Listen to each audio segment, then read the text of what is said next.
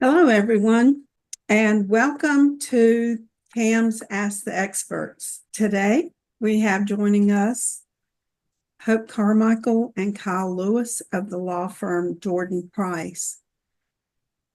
I've known Hope for many years. We won't say exactly how many. That'll tell a little bit too much information, but a long time.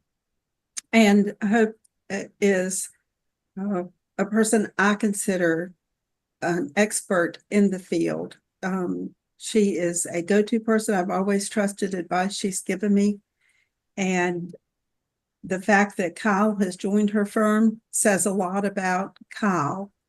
Hope has been a partner in the firm, and she does concentrate on real property disputes and community association law.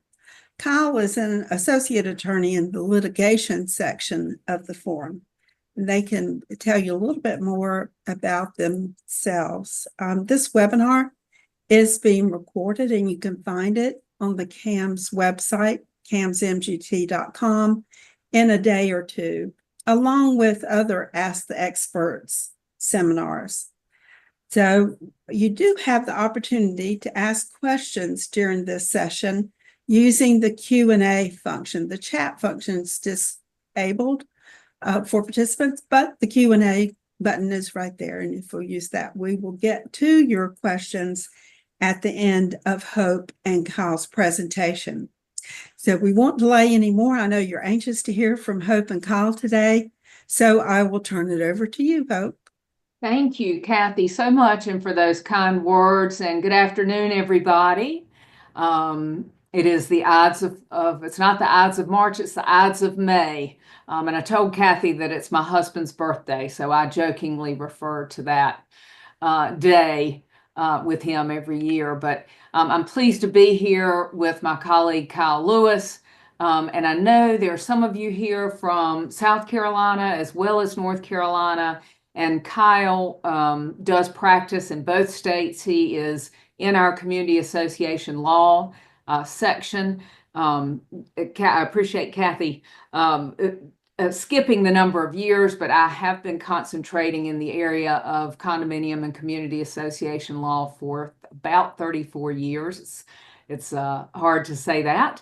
But it is my area of specialty. We have 12 attorneys in the firm who practice in that area in both North and South Carolina. And I'm pleased to have Kyle with us here today. It's really how I have grown my practice that I became interested in presenting this as a topic. I have, in the latter years of my practice, really grown to serve for more clients in a general counsel role. And so I'll speak about that a little bit at the end. Kyle is part of our team who is really handling the soup to nuts of everything you might need as a board member in an HOA in terms of legal representation. So Kyle, if you want to say a few words and then we'll get right into it. Absolutely. Good afternoon, everybody. Excited to be part of this program. I do kind of a little bit of everything when it comes to HOA law. So anything that comes up with the litigious homeowner who just doesn't want to follow the rules, to just advising on how do we navigate some practical issue that the board is dealing with. I do specialize both in HOA law, but also construction law, which helps when you're dealing with developer issues and things like that. Particularly with townhomes and things like that may have construction defects or things that have to be addressed that way. Okay, thanks, Kyle. Well, let's jump right into it. So one of the first things, and I will say that this whole presentation is designed to give you a very honest look from the attorney's seat and us stepping into your shoes as board members, because we know that legal fees are expensive. We know that it can be intimidating, frustrating, and a little scary sometimes to be in a situation that involves legal counsel. And so we want to kind of debunk all the myths and answer your questions. When you get those questions, we are going to save them till the end, but feel free to ask us anything. And I am a straight shooter. I think Kathy will tell you so. Don't be embarrassed to ask anything, even if the answer you think it might offend us as attorneys. I promise you, we have thick skins and we won't get offended. But you need to understand budgeting, right? If you are a board member, that's important for many aspects of your budget. But how do you budget for legal services? Because you never know how many people are going to have violations, when someone might make a claim against the association. But this is what you need to be considering as you go into budget season from my perspective. Do you have some threatened or pending litigation out there? Think about what your D&O protection is. Do you have a standalone directors and officers liability policy that will cover the costs of defense if you get involved in litigation? Do you have a deductible? I'm involved in 3 litigation matters now for HOA clients, and they have deductibles ranging from $2,000 to $25,000. So think about that when you're thinking about your budget. And I would advise all of you to budget for a standalone directors and officers liability policy, because that is what is going to give you those costs of defense coverage, not a rider. So I'm not going to go into detail. This isn't an insurance presentation, but ask your very seasoned community manager with CAMS. They will know what you're talking about when you ask them whether you have a standalone directors and officers liability policy or whether you have a rider to your general liability policy. Consider your delinquency rate. Are you going to, do you have, I represent several associations who have been developed for 30, 40 years, and there are quite a number of abandoned vacant lots in those subdivisions. Are you going to need to undergo a project where you're kind of cleaning up the books and foreclosing on lots to kind of turn those lots into the black instead of the red? I've been through that with several associations. You're going to burn some cash doing that because you're not likely to recoup money from collecting there. But a project like that where you have high delinquencies, something you need to consider. Have you got any upcoming capital projects, construction projects? It's special assessment looming. Those are all things you'll see that we're going to recommend that you involve legal counsel. So don't just budget for the cost of the project. Make sure you budget to get some legal advice to make sure you're buttoned up in terms of certainly any special assessment, as well as reviewing contracts. Very important when you're undertaking big projects. And again, we would recommend, the point of this seminar is for you to be proactive in your legal budgeting and not reactive. Don't just say, well, this is what we spent last year, so we'll just repeat the same legal line item. Really think about what might go into that budget and think about that. Now, I am seeing that I have some really strange things. I think I'm going to stop sharing and I'll get to, I think I've opened the wrong PowerPoint from where I was.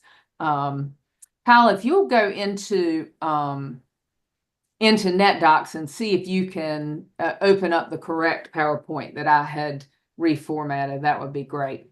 Yeah. Sorry, guys. Yeah. Would you like to go ahead and address some questions while? Yeah, sure. Why don't we do that while Open I'm pulling up the right thing? Go ahead, Okay. Kathy. So, of course, one of our first questions is about social media. And they're asking how to address complaints or issues raised by homeowners on social media. Should they ignore, respond, address via email to all the homeowners, etc.? Yeah. Well, I will say that my general advice, and actually I've written this into a lot of code of conduct for board members, is that the board should not engage a homeowner on social media. I know that's tough, but in my experience, which is vast, I do not think that you can win in a battle with someone on social media. The keyboard warriors, as I like to call them, don't have any accountability when homeowners are on a rant on social media, and the likelihood that a board member is going to solve a problem or make things better or de-escalate a situation is very, very slim if you engage in social media. I will also say that everything you say, even if you say something you didn't intend in the heat of the moment, is there, and is, even if you later go back and try to delete the post or take down the post, somebody captured a screenshot of it. Yes. So it really is my advice that you not engage in social media. Right. And I would usually direct people to an official, if you will, communication. Is it done via newsletter, email blast? What's Right. the official way to communicate things rather than on Facebook? Right. So our next question: what information should not be shared with an individual or all homeowners? For example, vendor contracts, communications with other homeowners, communications between board members. Yeah, I certainly not communications between board members. That is in North Carolina. There is a specific statute under our Nonprofit Corporation Act that specifies those records which members are entitled to review. I always recommend that you just give them copies. Don't make them come into the office and review them and make their own copies and give them a whole bunch of hoops to jump through. If it's something they're entitled to see, be cooperative. Send an electronic copy via email. Don't make everybody go through a lot of trouble to get those records. In terms of vendor contracts, we actually have some legislation pending in North Carolina right now. I know South Carolina has less legislative regulation, I'll say, than North Carolina. We don't know where this is going to end up in North Carolina. But my recommendation, as the law stands right now, is that a member is entitled to see what their money is paying for, i.e. a scope of service, and how much they're paying, so that they can look at the budget, because they're entitled to see the budget. And if your landscape line item is running $58,000 a year and your landscape contract says you're only supposed to be paying them $2,500 a month, there's a legitimate problem that member has a right to look into. But all of the other proprietary information that's contained in a vendor contract is something I recommend you do not share. There are a lot of business practices that go into your trusted vendors creating these contracts, and it's simply a matter of liability for the association to share that potentially proprietary information. You could be in trouble with the vendor for interfering with their contractual rights or putting them at some competitive disadvantage. And B, it's just not great for your relationship with a trusted partner. Now, that having been said, why does the homeowner want to see this information? If it is to legitimately compare, I don't think they're doing what they're supposed to do and maintaining the common area behind my house, that then showing them what's included in the landscaper's weekly service is a legitimate and proper purpose. If it's, I own a landscape company and I want to be able to underbid, or my best friend owns a landscape company. So it is fair for you to, with regard to contracts, ask the owner, why are you asking for this information? You need to give us a good faith and proper purpose for requesting this information. And even then, we will only be able to give you a redacted copy of those contracts in order to protect our partner relationships.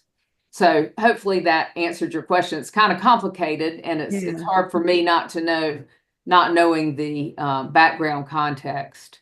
Sure. Kyle, Kathy, do you have another question? Oh, we have a few more Okay. actually. I was going to say to Kyle, I tried to look, and I think I just, unless you found something, The slide that we talked about this morning pulled up, and I can share that and we can pick up from there.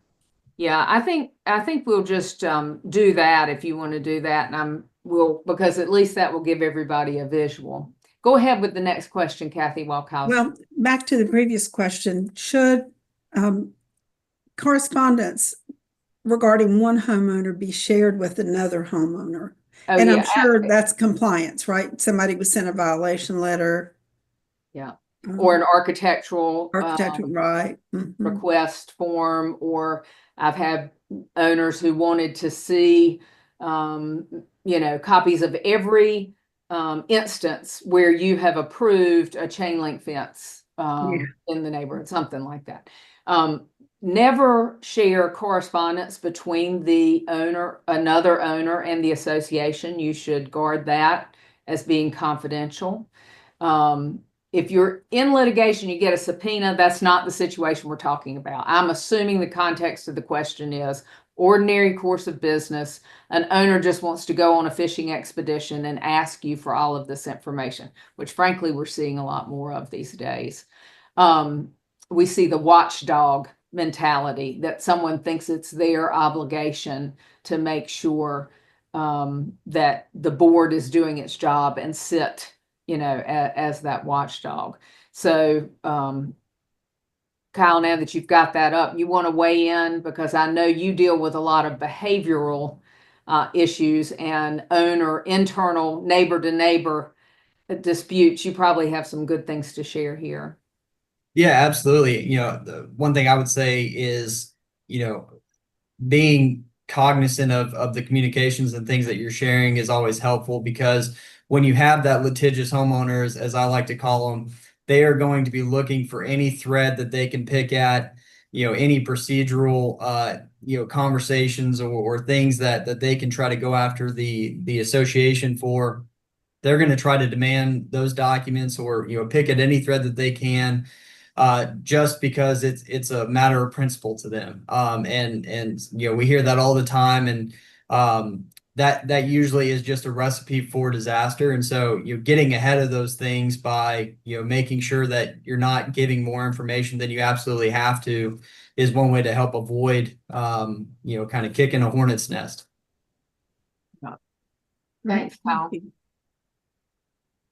Shall we roll on, Kathy, and we'll see. Sure. And I apologize. I wanted that I had tried to rebrand this template. We are proud members of CAI, as is CAMS, which is the Community Associations Institute. So this is on their branded template. And so that is why you see that little name down at the bottom of the screen. But when and why to contact legal counsel, we're going to explain about being proactive versus reactive. Why does it matter? You want to avoid costly mistakes. As I said, as I've evolved in my legal career, I've fallen into a general counsel role for 6 or 7 large gated communities throughout North Carolina. And what I just made a deal with them. Look, guys, your legal budget's too high. I'm going to come, if you will have me come to every board meeting, I will charge you half of my hourly rate, because that's going to end up saving you money in the end. If I know that you're about to make the mistake before, it's much more affordable for me to help you avoid a mistake than for me to correct something that you step in and get you out of a mess. So that's what I mean about avoiding costly mistakes. You want to prevent escalation. We've talked about the neighbor-to-neighbor disputes, people picking at threads. We've talked about social media. Escalation is on everybody's mind. And just for your mental health as board members and for your pocketbook, we definitely want to try and get to the problem in the beginning instead of after it has already escalated to a point that people feel like their back's up against a wall. It's going to be harder to solve the problem the longer you let it go on without getting good legal advice to intervene. You want to protect the reputation of the association. You want to protect your personal reputations. But one of the most important things that you board members should be concerned about is protecting the reputation of the community protects your property value, which is probably one of the most significant financial investments that any of us have is our own home. And I will tell you that realtors tell me over and over and over again, if an association gets the reputation of constantly being in the newspaper, there are all these threads going around on social media about this problem and that problem with the HOA, it really does start to affect property values. You, of course, want to protect yourselves legally and protect the association, mitigate risks, get that advice before you get into a situation.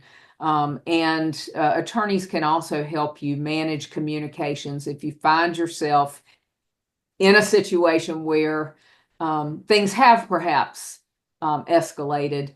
Part of that de-escalation strategy is usually more communication. So I'm a big proponent of lots of communication, but also effective communication and knowing how to phrase something that an attorney might have seen in another community and that a solution worked somewhere else. You typically think about asking, like, I have this problem, how to fix it. I have had this request to see the management contract. Do I have to give it to them?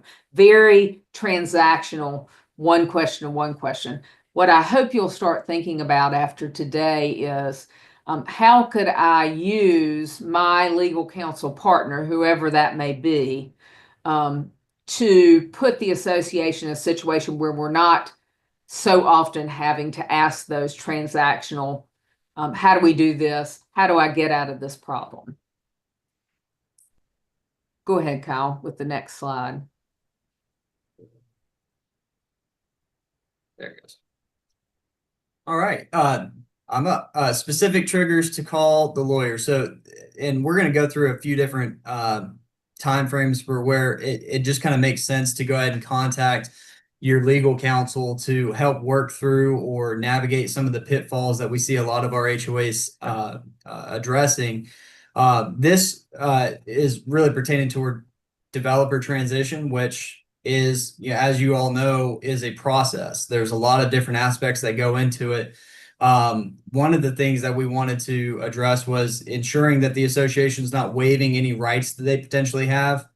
One of the things that comes to mind is, certain timelines that are in place for when an association takes over for a developer, of reviewing, current contracts that are in place. There's certain timelines that you have to make sure that you're following, in terms of being able to adjust or cancel those contracts. And so understanding what role the association is taking, and part of that goes into reviewing the governing documents and what the developer's obligations were, prior to the association taking over. Those things can be, maintenance obligations. It can be, taking care of certain easements or negotiating certain contracts with vendors.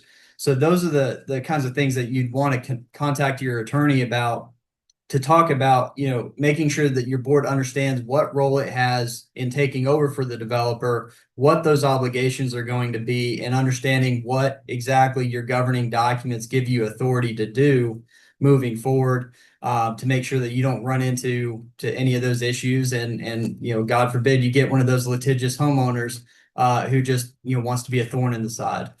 But, another thing to think about as part of the developer transition is identifying financial and maintenance issues. This goes into, the maintenance obligations. Hope mentioned earlier, landscape contracts. For some communities who have, pools, there's, pool vendors. If you have tennis courts, there's certain maintenance things that would go along with those things that you're going to want to make sure that you're staying on top of.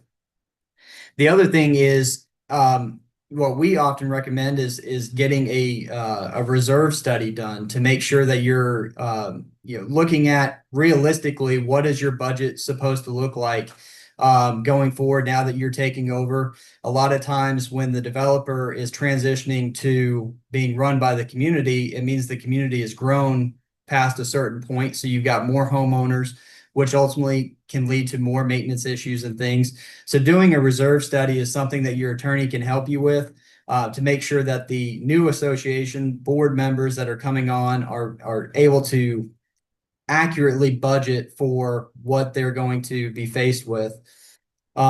Negotiating with the developer. This is a big one, and I think a lot of this can come down to some of the developers' rights that are reserved to them, even beyond the transition. And so a lot of times you can negotiate with them to, one, make sure you're getting all the financial documents and things that need to happen during the turnover, but also if there's any reserved rights that the developer has, maybe assigning those rights to the association, so that way the association has all the tools it needs to properly manage the community. And then lastly, guide the new homeowner board. I mean, a lot of times the reality is these folks are volunteer members that may have never been part of a homeowners association and don't necessarily understand the ins and outs of the decorum and procedure that goes with running ultimately a nonprofit corporation, which is what associations are. And so meeting with the attorney to talk about that development or the developer transition and get your new homeowner board up to speed on what these processes are supposed to look like, going through your bylaws on how these votes are supposed to be done and handled, and addressing, if there are amendments that are going to come up, which, almost always does. There's always something the homeowners want to change or adjust, and understanding what that process looks like. I've probably said it a dozen times now, you're going to get that litigious homeowner who's going to be looking at everything you do, particularly when it comes to if you're trying to change the rules or go, change the way things are done. They're going to hold you to the fire to make sure you're following everything the way you're supposed to. So particularly as it relates to the developer transition period, having an attorney on hand to kind of work through each one of these aspects can help you navigate some minefields down the road. Tyler, are you going to talk to us about the importance of consulting an attorney when you're wanting to amend the documents?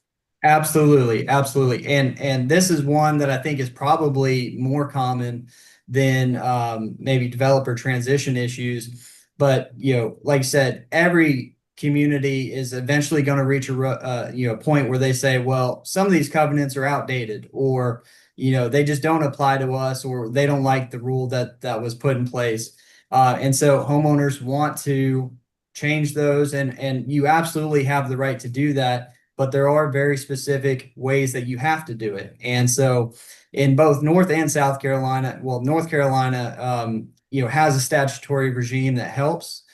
South Carolina, you really got to look to the governing documents on what that process looks like. North Carolina will have, Chapter 47 that helps address how those things are supposed to happen. South Carolina, you got to look to the governing documents to look at the specific process. But the key here is avoiding costly mistakes, things like making amendments that are not clear, that may be ambiguous. And that's where the attorneys being involved can really help, because,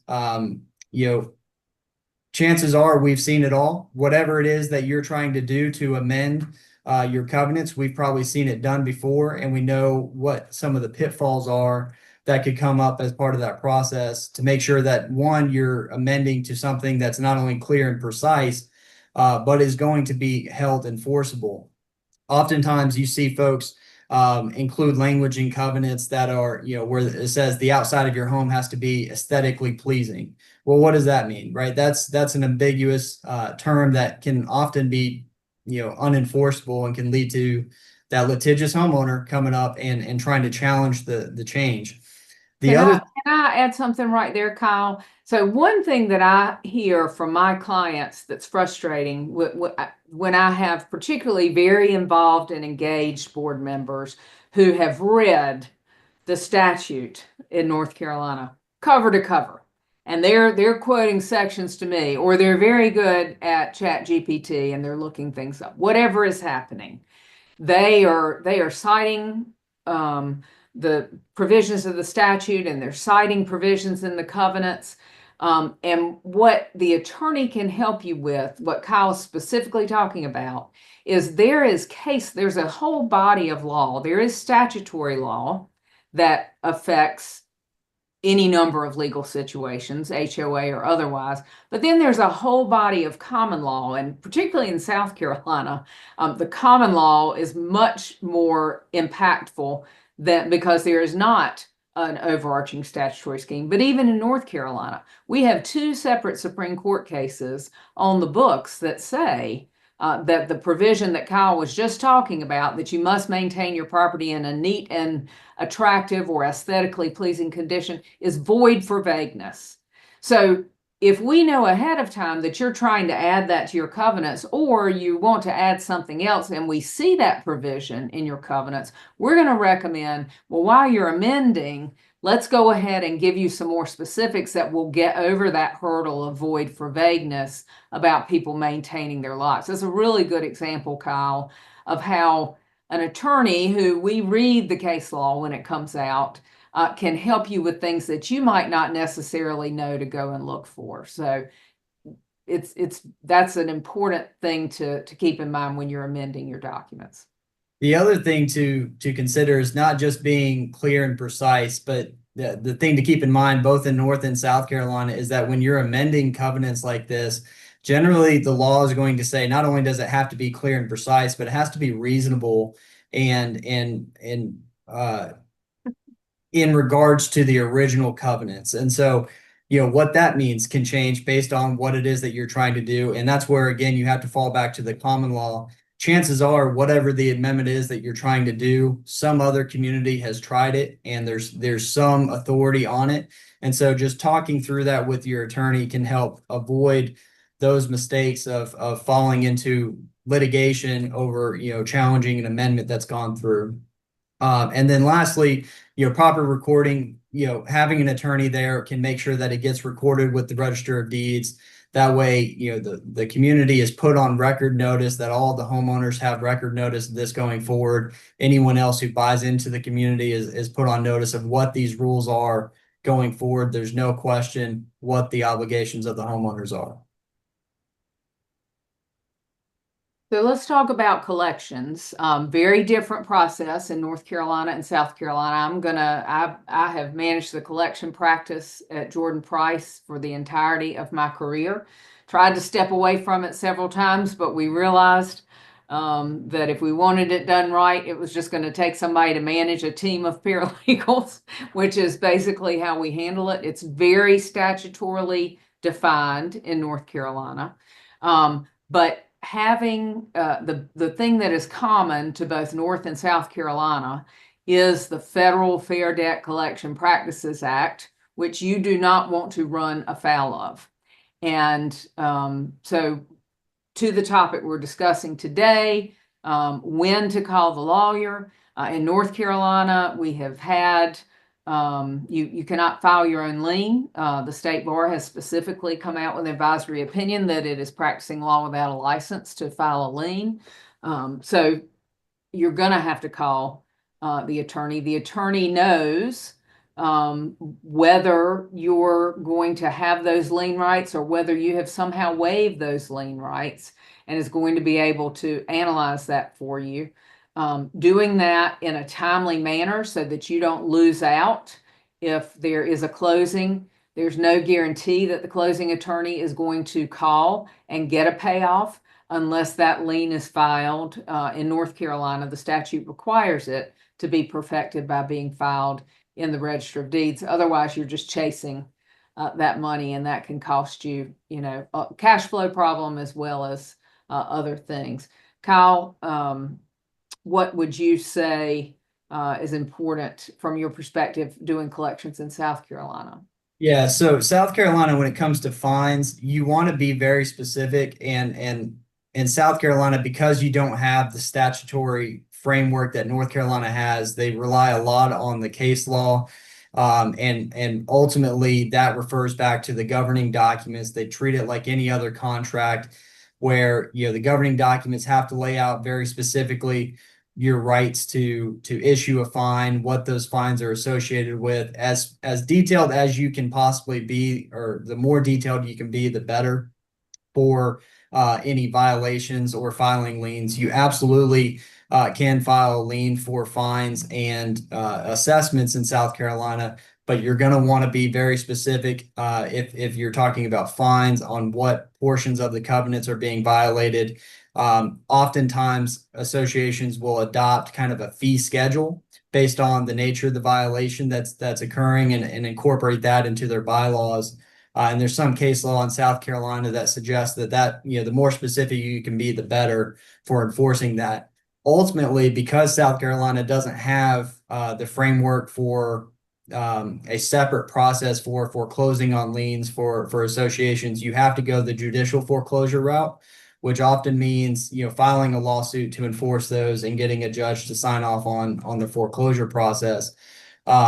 So some slight differences, but the biggest thing is making sure that you are talking to your attorney about what are the best ways to ultimately gain compliance, because ultimately that's the goal behind these fines and liens, is not only securing the financial side for the association, but ultimately bringing the homeowner into compliance with the covenants, which I think both in North and South Carolina is what the judges are going to be looking at more so than judicially foreclosing.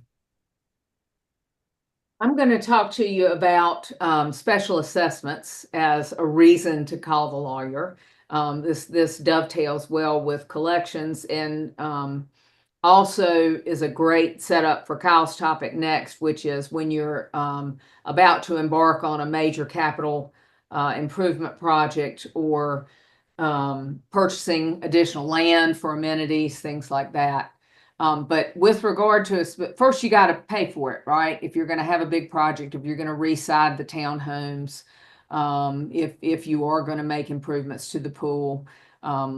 So why would you want to call the lawyer? Well, today is a great day for me to talk about this, because I have an email in my inbox from a manager in the Raleigh area who they went through a loan approval process, a special assessment and approval of a loan.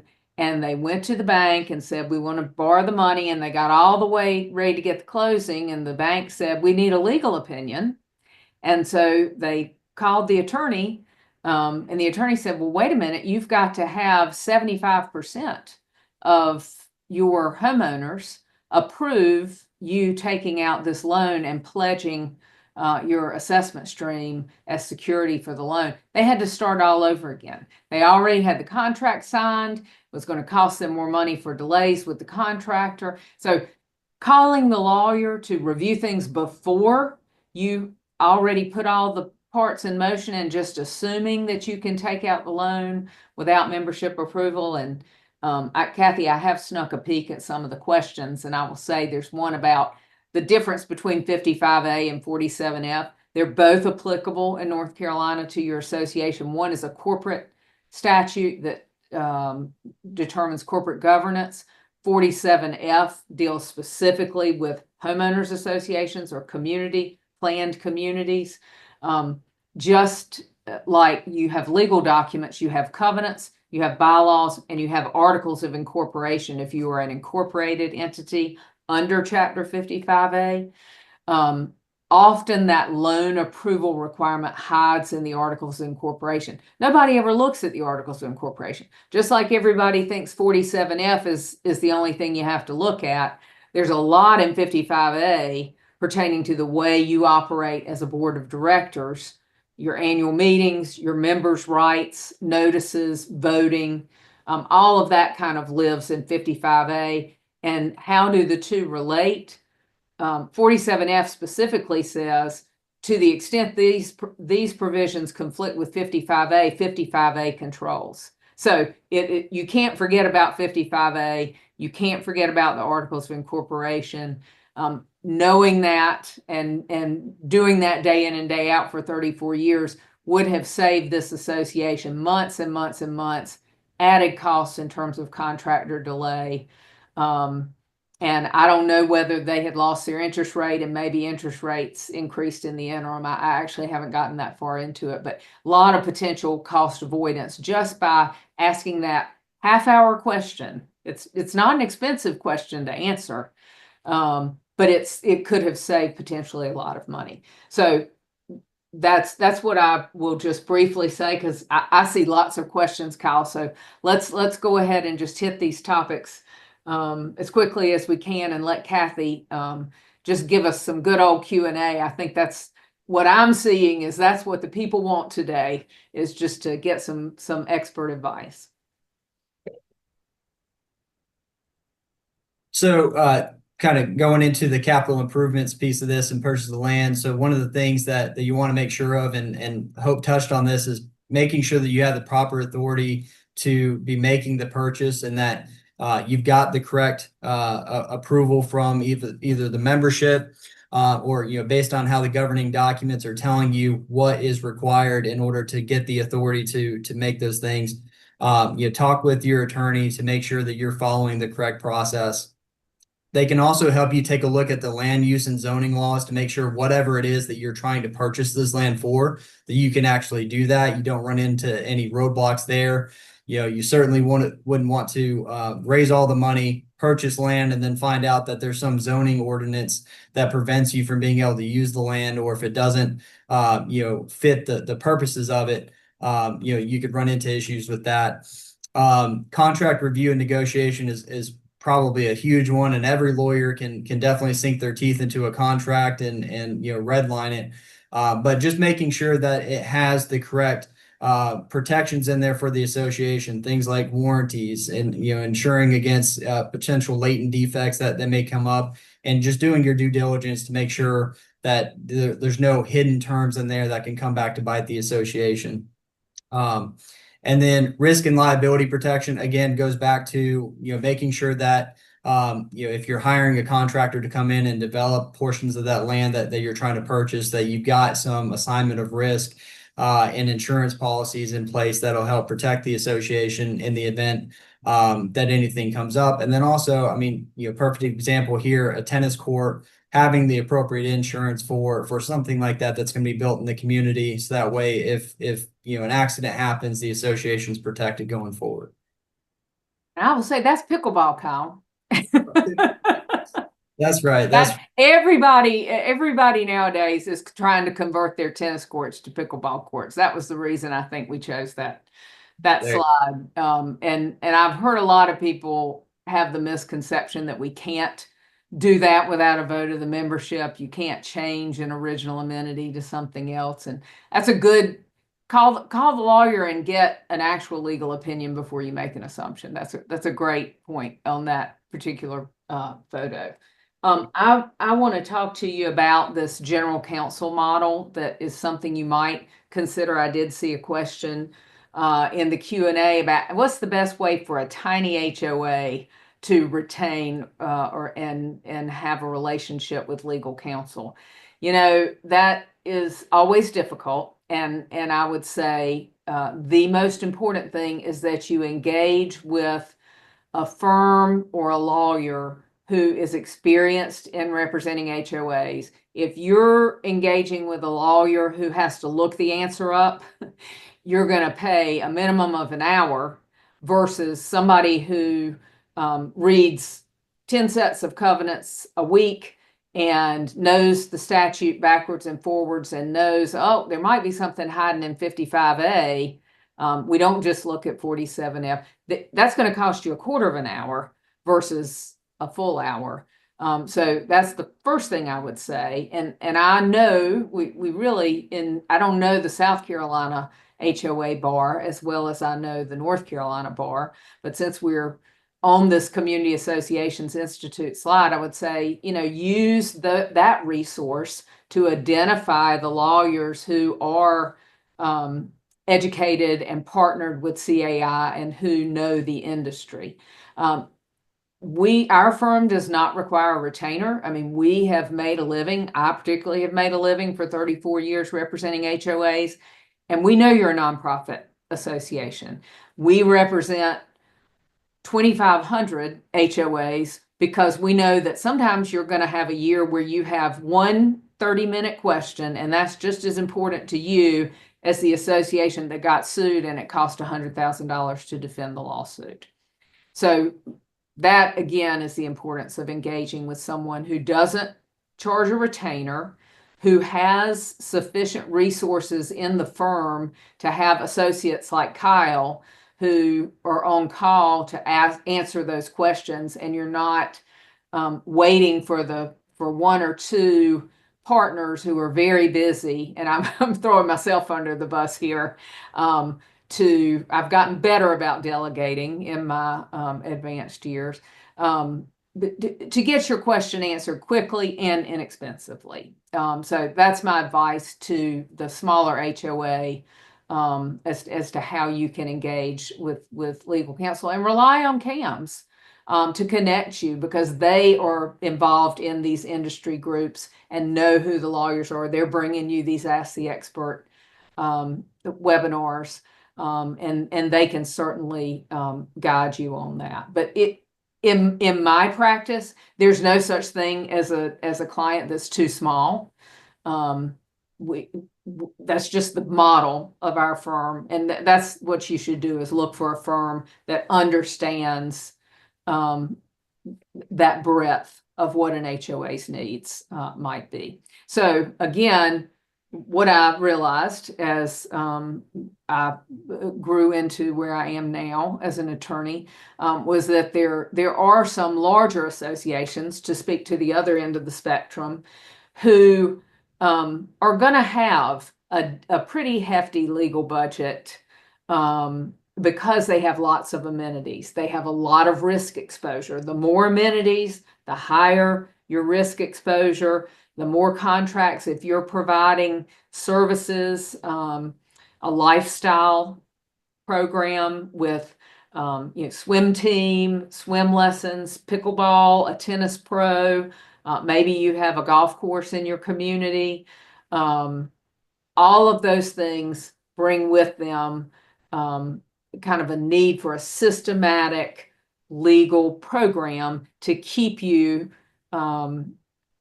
in good shape from a legal perspective. What I would say is you can't afford to hire in-house counsel, right? Like IBM does, or name a large corporation that has in-house counsel. But you can hire a general counsel. And again, I'd consider, and if certainly you're welcome to call me, but whoever, if you have a trusted attorney that you're working with now, ask them and say, but guilt them into it and say, Hope Carmichael told me she does this. If we had you attend all of our, and I'll tell you, I attend on Zoom because I couldn't physically, drive to every board meeting. And I do charge half my hourly rate to attend that regular monthly one board meeting a month. And some people want me to come to the work session where it's not a general session where the members are present. Some people have me at the board meeting and we go into executive session and then they excuse me. But I can honestly tell you, and I think those clients that I've worked with for the last several years would say that it has saved us money to be proactive. And not only has it saved us money, but the community is calmer and my job as a board member is easier. So I just commend that to you, and happy to just talk with you about that experience, whether you're interested in talking to me about being general counsel or not, just to help you, guide you whether I think that's where you should be with your association and taking that step. So Kyle, let's skip the service provider and vendor contracts and the maintenance charts. Let's go right to the violation notices, because we've had a lot of questions about that, and I think that would be of interest to this audience. Yeah, so and I talked a little bit about this before for South Carolina when it comes to giving violations and what process. In North Carolina, you have 47F that lays out a due process that homeowners are entitled to for how those fines are supposed to be levied, giving them an opportunity to be heard, and how those fines are supposed to accrue. In South Carolina, you don't have that statutory background, so what the courts do is look to the governing documents for what process is in place. And so, talking about being proactive, when you have a violation in the community, being able to talk to your attorney and bring them in on it to say, okay, what is the best way to go about this? Because sometimes, certain compliance can be brought without having to go through the fine process. But when the fine process is required, or that's the logical next step, it's important to make sure that you're getting ahead and making sure you're doing things the right way. As that first bullet point, ensure due process and proper notice. Proper notice is probably 95% of the issues that we see with the fine process, which is that the initial notice of the violation is either too vague or ambiguous. It doesn't really make clear what portions of the declaration are being violated or how the property owner is supposed to bring it into compliance. And so just simply running a draft by the attorney of a potential violation notice can save you guys a super headache down the road by making sure that you are addressing all the things that you need to. And then, obviously giving the homeowner the opportunity to be heard, giving them an opportunity to bring it into compliance before those fines go into effect. That helps you not only comply with North Carolina law, but also in South Carolina, where the courts are going to be looking to the reasonableness of these things to show, look, we gave the homeowner notice of this violation, an opportunity to bring it into compliance, and an opportunity to avoid fines being levied. By laying that out and using your attorney to help work through that process, you can really set you guys up for success, not only bringing the property into compliance, but also if you have to judicially foreclose on fines or liens, you've set yourself up to be in a good position to ask a judge for that. And so, all of this kind of plays into one another, consistency and fair enforcement. That's part of, if you're looking at violations across the community, you're going to want to make sure that the association has been consistent with how they're enforcing certain rules. A lot of times we hear this a lot, questions of, well, the association's never really enforced this rule. Can we still enforce it?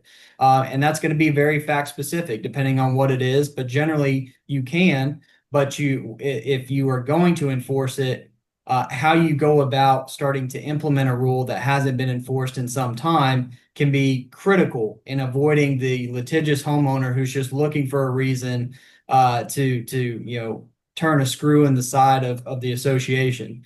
And so, oftentimes what we recommend in situations like that is you give folks fair warning that, hey, this rule is part of our covenants. We want to start enforcing this. Everybody has until a certain time period to bring their properties into compliance before violation notices will start to roll out. So little things like that that I think are practical issues that you may spend a little bit of money with us up front, but it'll save you a fortune down the road avoiding a lawsuit over whether or not these covenants are enforceable based on some kind of waiver argument. I was going to say two I things was- while we're right. Go ahead, Kathy. Well, we have a very specific question on this topic, so I was going to see if Kyle had any guidance. Yeah, go ahead. There is an association where they took the development over from the developer, 12 years. The developer-run board was complacent with enforcement, and they have things like tree houses. Would you make them take a tree house down? Or too tall fences? Would you make them take the fence down and cut it down or put up one in compliance? Yeah, so those are some of the things that we hear all the time. like I said, it's going to be fact specific. So for instance, for the treehouse situation, if the developer hasn't enforced these things, the question becomes, is there a waiver of whatever that covenant is that prevents that treehouse? I think my advice on that, and Hope, feel free to chime in, but I think my advice on the treehouse situation would be, is this something the community is wanting to continue to enforce? If not, consider doing an amendment that would allow for this to continue. Same thing for the fence issue. If you know, I see some covenants that say the fence can only be 4 feet tall or 5 feet tall, and your standard fence from Lowe's is 6 feet tall. So you've got a kind of technical violation, and the question becomes, well, do we want to amend those covenants going forward because it makes sense? It's something that all of the homeowners are on the same page on, or is this something that is a legitimate issue for the community to address? And so it's fact specific, but I think, generally speaking, even if the developer was not enforcing these things, it's pretty high burden for a covenant to be waived. And so, particularly when there's a transition over to the homeowners association, that's something that you'll want to talk through with your attorney to see, what is the best way to navigate this to avoid potential legal conflicts, but also get back to enforcing your covenants in a fair and consistent way. I'll say two things on that specific question, Kathy. It is a high burden, as Kyle said, to deem that the covenant has been waived. So the law, according to Hope Carmichael, it's never been litigated. What is that magic threshold when you've got so many violations of a particular covenant in the community that you've tripped the threshold to the covenant being waived? Hope Carmichael's rule is 10%. If you got 100 lots and you got more than 10, and the covenant says no tree houses, which is an oddly specific covenant. I doubt that's what it said. Let's say sheds, right? Pretty common for the covenant to say no sheds or outbuildings, but you've got 15 outbuildings that the developer has allowed in the covenants. That you're getting pretty close to considering, has that covenant been waived altogether? And the law in North Carolina says if a prospective owner would ride through the community and based on what they observe could reasonably expect that that covenant has been waived, then that's a factor in waiving the covenant. So my just general rule of thumb, I've usually told people, if you're at the 10, take the number of lots, the number of occurrences, 10%, we need to start talking about this and whether it's worth it. The other thing I'll say is there is an equitable doctrine when it comes to covenant enforcement that's known as the doctrine of latches. It's very similar to a statute of limitations. Statute of limitations is a specific number. Contracts is 3 years. Malpractice is 1 year. The statute says you can't bring an action after this period of time. The doctrine of latches is much more wishy-washy, and it has to do with reasonableness, as Kyle said. What I would say about the specific question that was asked, if a developer had been in control for 12 years and that treehouse has been there for longer than 3 years, you're not going after that. You're going to lose a lawsuit to try and get that homeowner to remove the treehouse. Now, does that mean you can continue to deny treehouse applications from everybody else? If you've got fewer than 10% of the lots with tree houses, I think you're still in business, because at least in North Carolina, the law says that failure to enforce the covenant in one or a few incidents does not waive the covenant as to the rest of the community. But remember the doctrine of latches, and that's what I'd say, Kathy, about that specific one. The other thing I want to say about this being proactive, we're not suggesting that you have the attorney review every violation notice. We're suggesting that you have the attorney review your template so that the manager who is executing the board's policy on writing up violations or sending fine hearing notices has got that base document in compliance with the law, so that you're not 6 months down the road and have made somebody mad and have potentially gotten yourself in a situation where the owner is mad enough to sue you or racked up hundreds or thousands of dollars in fines. If you, with the dawn of artificial intelligence and a lot of tools that can save time. It is much more efficient for your managers to push out. There are a lot of systems that allow them to push out those notices in a templated way, but we too often see that the base document needs some attention, and to be able to really take advantage of those efficiencies. So that's what I'll say about that. Kathy, we're going to stop on the proactive strategies because I have seen so many questions, and I want you to have the benefit of having both of us here today. Just fire away. All right, thank you. And I would like to mention that if we don't get to your question, you can email a question to webinar@camsmgt.com, and we will get them to the right person to answer your question. So if we don't get to it, because we do have about 15 more minutes, we will be glad to answer it afterwards. So here's a question I think will be pretty easy to answer. The covenant still lists the builder, even though they turned over the community to the HOA. The builder had them recorded in Horry County, South Carolina. Are they still binding? And what do we need to do to change them? Kyle, I'm gonna let, because this is a South Carolina question and this is a frequent question. I've answered this question today too. Don't I need to amend my covenants because it's got all these references to the declarant in it? So you take this one. Yeah, so my thoughts on this are, no, you don't need to amend your covenants to change who is listed as the declarant just because you've had this transition process. And I think we talked a little bit about this earlier, about that transition phase where you can have the association kind of take over for the developer. And a lot of times, if you look to the governing documents, it's going to have some language in there for that transition period to say, what that process is going to look like, how the association is going to take over. And a lot of times it generally is that the association steps into the shoes of the developer for the purposes of enforcement of the covenants. And so even though your governing documents will refer to the declarant or the specific developer entity, a lot of times those rights are going to transfer to the association once that transition is complete.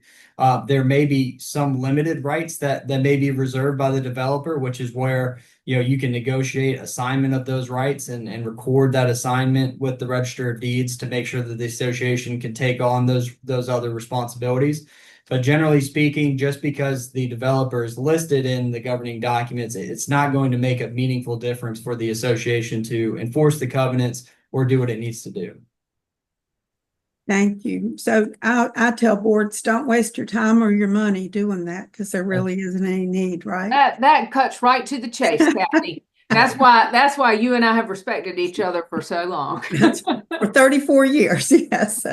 So here's another, and Hope, I know what you're going to say with this question. If security cameras are used around the community, are video and audio allowed? And what are just the closure obligations to the owners other than just signage? So I am going to give you, Kyle, you recently presented on this reasonable expectation of privacy. So I'm going to talk about the law in regards to you taking pictures of people, right? So if people are on common area in the open at the pool, there is no reasonable expectation of privacy. And you're not going to have a problem with recording footage of people doing whatever they're doing on the common area, right? I have honestly never had a situation where an associate, or I didn't know about it anyway. Nobody's ever asked me the question about audio. I don't really see a problem with audio, particularly if you're, again, in an open area, in a parking lot, where no one should have a reasonable expectation of privacy. If you have security cameras in a closed room where people would expect that they're alone and sharing confidential information between the two of them, you're going to have a problem with audio. So audio makes me nervous. I'll just be honest with you. I haven't thought through all the parameters of that, but I'm just trying to think about when it might make me nervous, and that might. no video in a bathroom, right? That's what people have a reasonable expectation of privacy if they're in a restroom. So that's the law about when you can take pictures. My bigger concern with security cameras, and this is the part that Kathy knew I was going to say, is that the association needs to make sure they are very proactive and affirmative with their owners, that they are not in the security business. They are not in the business of guarding owners' safety and security. If you use, quote, security cameras, I really want you to put out to all the owners in a very direct and frequent communication, like at every annual meeting. The cameras that are installed at the pool are for law enforcement to monitor after the fact of an incident. They are not monitored in real time, and you should not feel like they are protecting your safety. They are in order to address a situation that has already happened. If you do not feel safe, you need to call 911. This, there are there's case law, particularly in California. All bad things in the law usually start in California because basically it's a very plaintiff-friendly state where HOAs have been held responsible for horrible things like rape, attacks, assaults against homeowners, simply because they undertook to try and increase the lighting in a dark corridor. And because the light bulb might have gone out. I believe that is actually the basis of one case in California. There are lots of cases across the country where the association was deemed to have undertaken a heightened responsibility for providing security because they installed cameras and they didn't do all these things that I'm saying. It's a very tricky situation. And to the point of our topic today, you definitely want to get a legal opinion about where you're putting them, who's monitoring them, who can view the footage. All of those things are important to consider if you're making that decision. Absolutely. Thank you. So another one is it possible to have an amendment regarding an HOA deductible that would require the owner that has a claim to pay the deductible? I'm going to assume this is a condo question. And it also depends on North Carolina or South Carolina. So in North Carolina, and if you are a post 1986 condominium and you're very specific about the deductible and the way you go about that amendment, it is possible to draft that amendment. Kyle, I'm going to guess, and I'll let you answer because I'm not licensed in South Carolina. And just for the record, Hope Carmichael has not taken another bar exam 34 years after the fact. That's why we have Kyle. But I'm going to guess that in South Carolina, most things are a matter of contract, so that amendment would be fair game. Would you agree? I believe so. Although when it comes to condos and townhome units, South Carolina, about the only statutory regime it does have is the Horizontal Property Act that may have some language on that. I'd have to look back into that specific issue. But generally speaking, you are going to go back to the governing documents to look, for your general neighborhood. A lot of times what I've seen is there's some language in the covenants that allows the association to fine for specific damage associated by a homeowner to the common area. And that may be something that could be done or added to your governing documents that would address that specific issue. So, if there's some damage to the clubhouse by a homeowner, then whatever the deductible is can be the amount of the fine that's ultimately levied, and just adjusting the governing documents to be able to address that.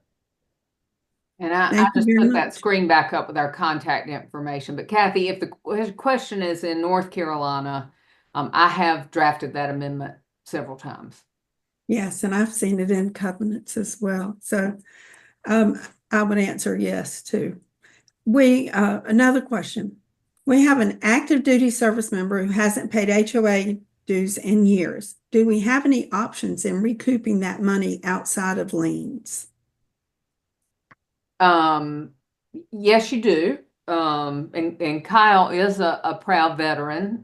So you may know more about the Service Members Relief Act, Kyle. But I have a lot of familiarity with it. What the Service Members Relief Act prohibits is foreclosure, and it's only during certain periods of time. Many people mistakenly believe that it's a blanket prohibition against collection during any period of active duty service, and that's simply not true.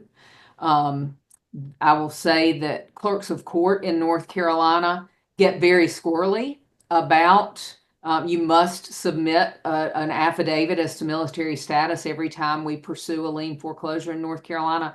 Some clerks will, if they see that there is active duty, they will take a hard line and make you jump through every hoop to try and stop that foreclosure, even though the law does not technically prohibit it. But we have effectively dealt with that, and what we find is it really is about the timing.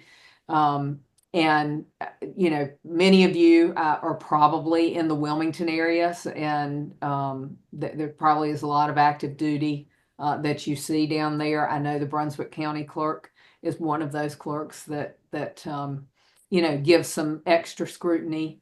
Also, when I have done work in Onslow County. So there are options. We have pursued, money judgment collections, many different things, but it really is about the timing and the dates of service and how long the delinquency has been. Kyle, do you have anything to add there? The only thing I would add is, when you're dealing with service members, it is critical both in North and South Carolina to have your Civil Service Member Relief Act affidavit as part of the file to make sure that, if you are dealing with a service member, you're giving them the additional time to respond. But outside of the lien process, certainly there's other strategies that you can try to employ of getting in contact with them to try to make sure that those are enforced. But really, your lien process is going to be the best way to secure your rights both in North and South Carolina.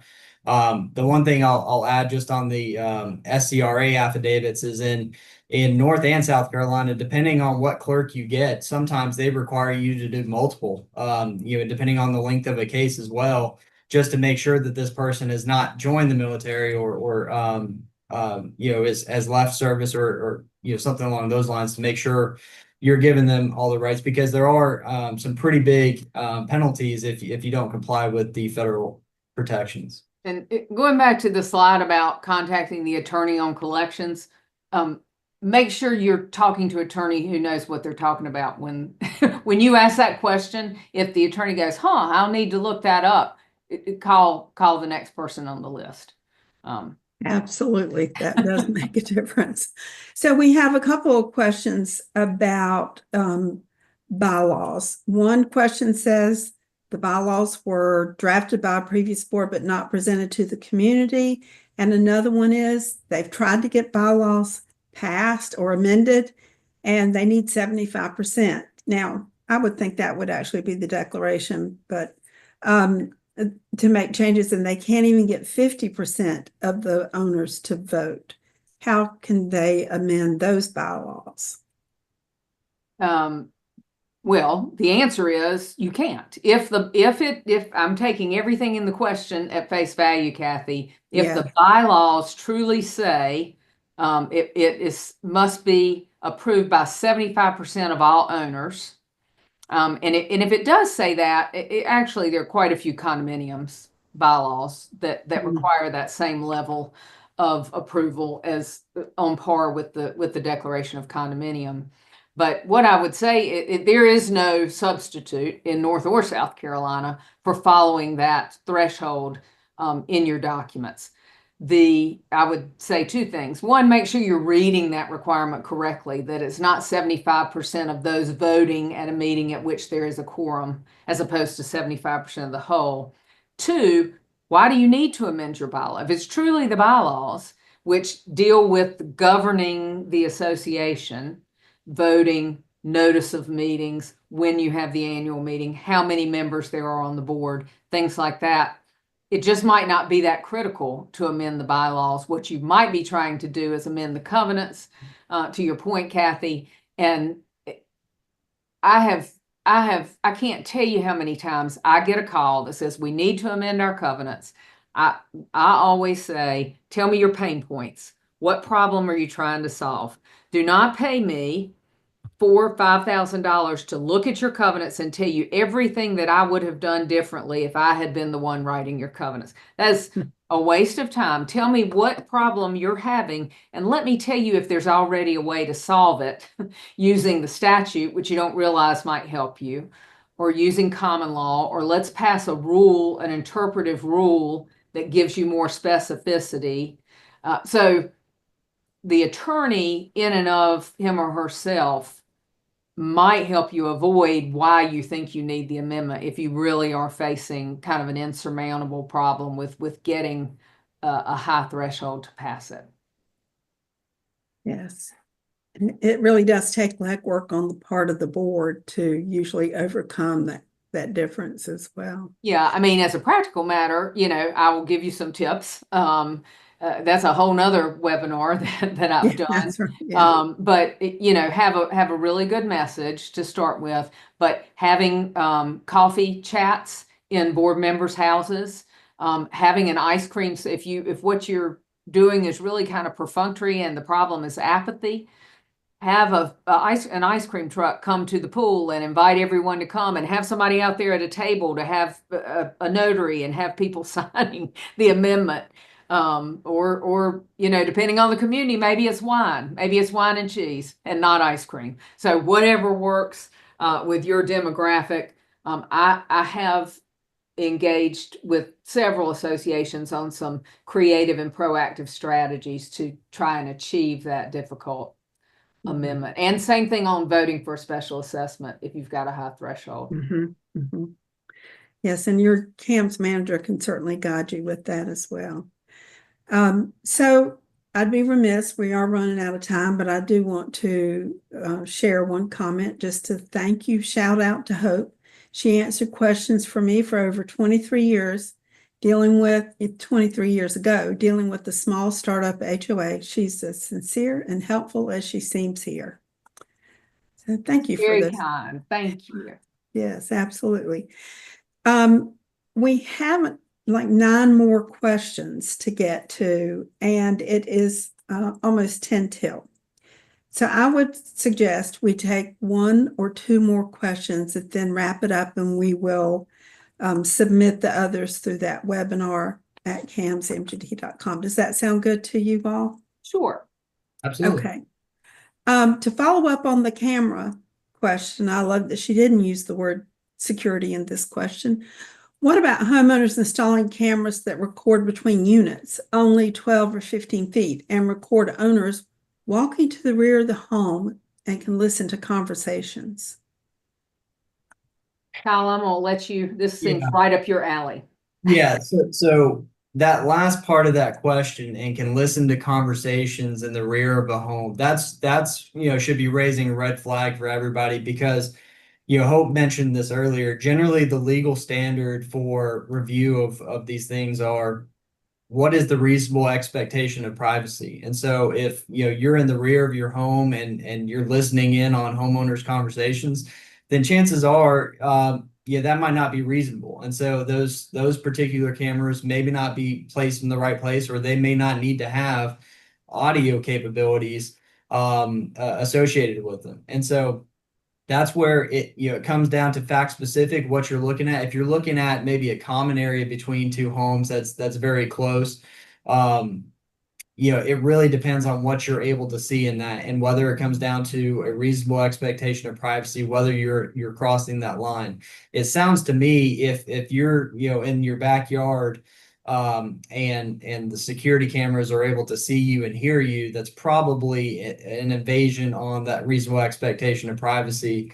And so you may have some problems there.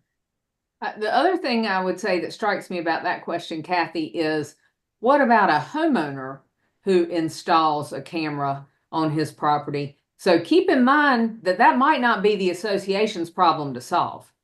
If the neighbor has a problem with his neighbor invading his privacy, unless it's an architectural violation to have the camera, there might not be anything the association can or should do about it. So I will say that as an umbrella comment. Yeah. And again, that could be a whole another webinar, is the topic of neighbor to neighbor disputes. But here's the question that I think would be helpful to answer for the group. If an owner's retaliating personally against the board, they didn't like the way a violation hearing went, evidently. When should the police be involved if the owner is cursing, name calling, etc., at the board members? And then the follow-up question is, what documentation is necessary that will hold up in court if needed? Yeah, so Hope, I'll take this one. I've been to court probably a dozen times on similar situations like this. And what I always tell our board members is, at the point that there are threats of violence or threats that make you feel uncomfortable for your safety, for the safety of others, that's when the police need to be involved, and you can consider doing a civil restraining order. Typically, that process is you get in front of a magistrate and kind of present your case. That's going to be testimony not only from you as the victim, but also you can introduce things like text messages. If there's messages that are coming in through like a community portal or something like that, you can certainly use those. But what you're looking for specifically are not things like, I don't like the board, or so and so shouldn't be on the board, but specific things that are threatening violence or commission of a crime, because that's the legal. Not curse words. Yeah. And offensive language is not enough. Yeah. That's right. Unfortunately, we wish there was something that could be done. And there could be proactive strategy about it. That would not be the trigger to call the police. Kyle, tell them about that. I'm thinking of the case in Chatham County where someone approached the board president at the clubhouse and made the motion next time and mimicked shooting. I'm bringing my 45, and I don't remember what the words were, but made the motion of blowing your head off. Or I can't remember what he said, but Yeah, it was a few different instances in that one, and that's exactly right. So they were at the clubhouse, and essentially, he walked by, kind of did the air gun motion with his hand, and said, next time it'll be you. And I think what had happened is he was back behind. It was kind of a more rural community. They've got some land back there, and I think he was shooting his firearm. There was some kind of violation related to that had gone out to him. And so the board members had basically reprimanded him for doing that, and he made these comments to him. And we immediately, directed the board, if call the police, make a report, and then we were able to go down and get a civil restraining order on him based on some of those comments. And so every case is going to be fact specific, but the key things when it comes to calling the police is obviously any times that you're feeling unsafe. First thing is go ahead and contact the police. But for a civil restraining order, which gives you a little more teeth going forward, the things that you're going to have to think about in terms of gathering proof for your case are the commission of a crime or a threat of physical violence. And so that can take different forms. It can take the handgun gesture. It can take a myriad of different forms. So it just depends on the facts, but you'll need to make sure you're gathering that evidence if you're going to go that route. Save emails, take screenshots of social media posts. They will take down the post when they realize that they've screwed up and said something incriminating. So I can't stress that enough. And the other thing is, be prepared that you are going to have to face that person in court and tell the story as an eyewitness. And so think through that. There really is no proxy. Calling the police does not save you from being face to face in that situation. And I would say also have a zero tolerance policy for threats against your manager. That's something we see on the rise, and unfortunately have seen some high profile situations in other states where that has turned violent and even deadly in a couple of situations. So not to end on a scary note, but I will say it's a great question and something to be thinking about. Be thinking about making sure it rises to the level of a threat, because if you call the police only to have the police say to you, well, him cursing you out is nothing I can do about it, that's only going to embolden the person. So I would say don't call the police lightly, but absolutely, if it makes you feel unsafe, those are the words you need to use with the police. Even if it is just aggressive bullying, you use words like that, not "he cussed me out" kind of thing. Yeah. Great advice. Well, Hope and Kyle, we could probably talk another hour and answer many more questions. And then my husband would be really mad that I didn't make his birthday. That's right. But we do thank you for sharing your expertise with us tonight. You are a tremendous resource. We appreciate the opportunity to partner with you all. And if there's ever anything we can do for you, please let us know. Thanks, everybody, for attending. Again, this will be recorded. If you have questions that we didn't get to, the email address is webinar@camsmgt.com. Have a great night, and thanks. Thanks, everybody.